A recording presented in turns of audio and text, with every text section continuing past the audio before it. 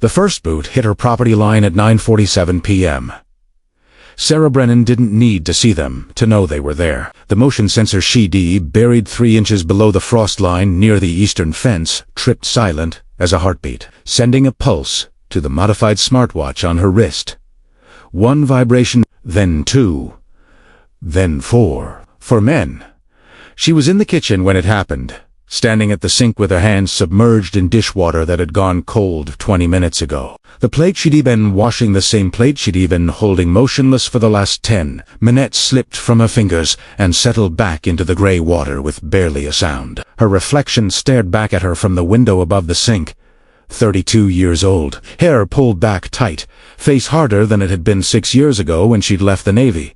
6 years since Kandahar. 6 years since the tribunal. 6 years since they'd stripped her of everything except the nightmares. Through the window, she could see nothing but darkness and the vague outline of pine trees against a moonless sky. Her property, all 47 acres of it, sprawled across the northern face of Mount Jackson in rural Washington state. 3 hours from Seattle and a lifetime from the person she used to be. She'd chosen this place specifically.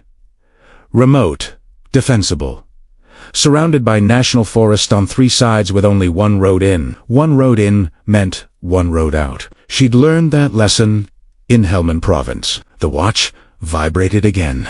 They were moving west, following the fence line toward the main house. She could picture their formation without seeing it. Loose diamond, probably armed, definitely drunk or high on the kind of courage that comes from numbers and darkness and the assumption that a woman living alone in the mountains was easy prey. Sarah dried her hands on a dish towel slowly, methodically, the way she'd been trained to control her breathing before a shot. Her heart rate was 50 beats per minute.